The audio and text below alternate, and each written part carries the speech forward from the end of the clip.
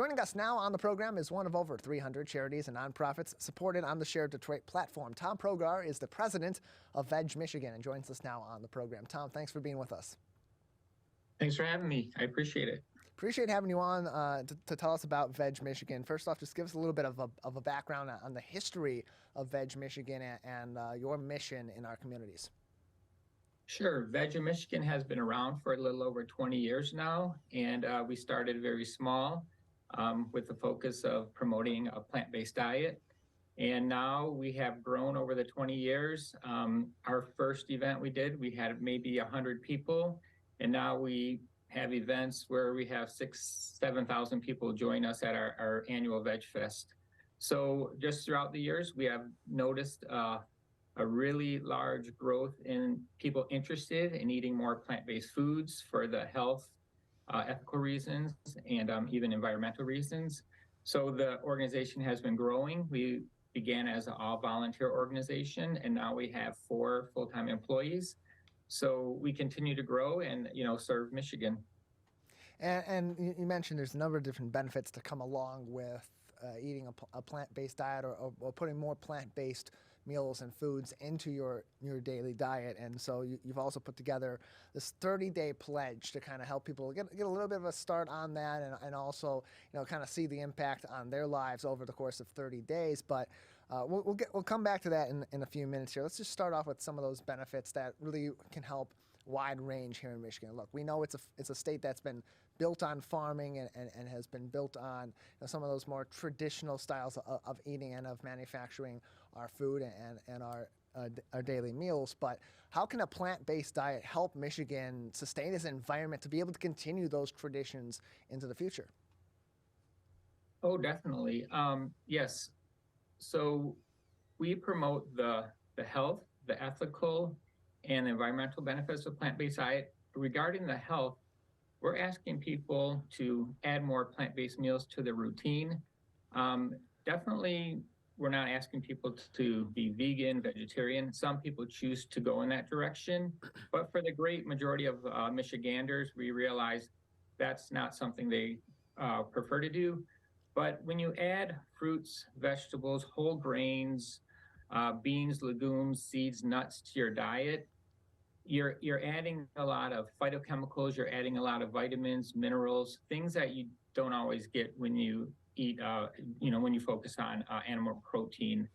So adding these foods to your diet, as in my own life, I've seen the benefits of just adding antioxidants, adding the phytochemicals. It keeps you healthy. And many of our diets are kind of lacking in these important nutrients because we maybe too much processed food, maybe too much meat and dairy. So just adding these foods to your diet can really make you feel better. I'm 53 now. I take no medications. It's kept me healthy eating this way.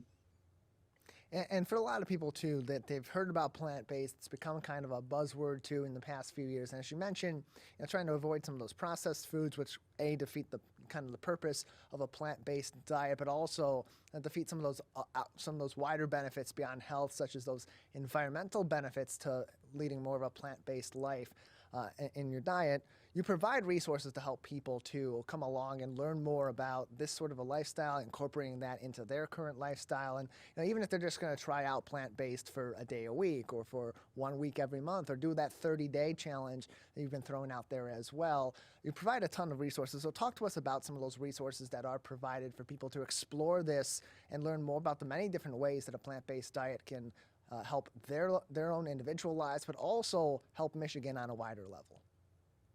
Definitely. So the resources we provide, every month we do multiple virtual presentations. We have cooking demos. A lot of people are intimidated about eating a meal without an animal protein being at the center of the plate. So our cooking demos are a great resource. They're live every month, or you can see them on our YouTube channel. We do dinner clubs on a monthly basis where people can come out and meet other people who eat plant-based, and they can ask questions, talk about some questions they have, things like that. We do our 30-day pledge where people can sign up on our website and they get a free bag of a variety of plant-based foods so that they choose. And we kind of guide them along the way throughout the month. If they have questions, we do our Veg Fest every year.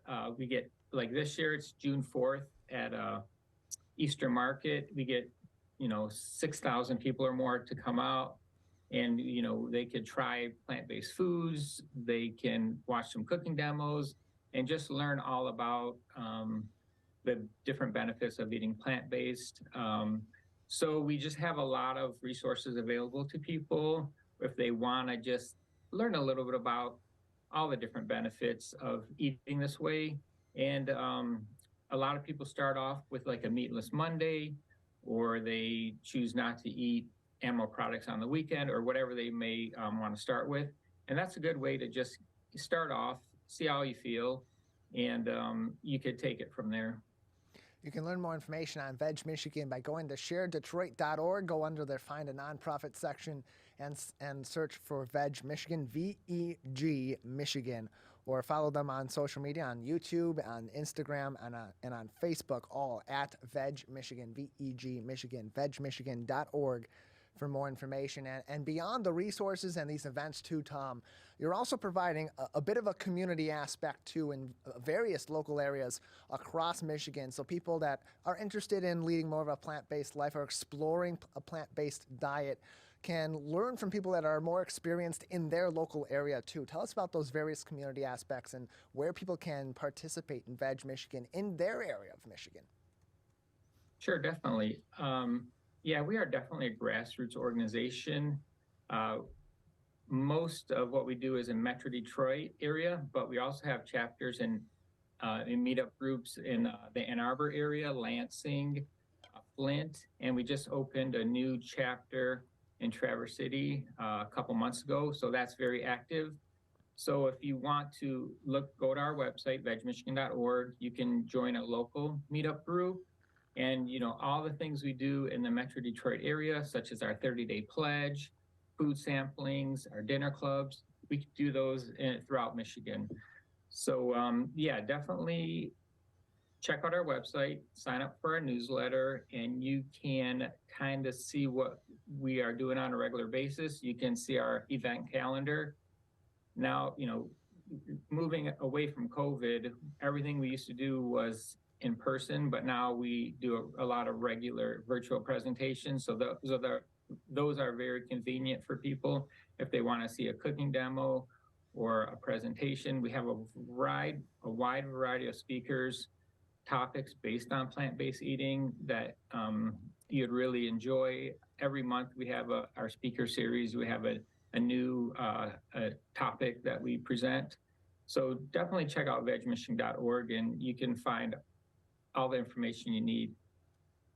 More information, again, vegmichigan.org, or you can go to Share Detroit's website at sharedetroit.org and find them under the Find a Nonprofit section. Just search Veg Michigan for more information on their organization, getting in contact with them, upcoming events, and other opportunities as well. ShareDetroit.org. We're joined by the president of Veg Michigan, Tom Progar, on today's edition of the Megacast. Tom, a lot of these efforts come after participation and effort from a lot of people across communities here in Michigan. If others would like to get involved, beyond just learning more and accessing some of your resources, but want to get involved with the organization and help out too, what are some ways they can do that? Oh, for sure. We really thrive on our volunteers. Just for example, our Veg Fest, we need over 100 volunteers just to put on that event. But we have a number of opportunities. We do a lot of food samplings. Just last week, we were at Wayne State University. We worked with the Student Center at Wayne State University, and we promoted the restaurants within the Student Center that offer plant-based options. So our volunteers passed out the plant-based samples that were available at the local restaurants within Wayne State University.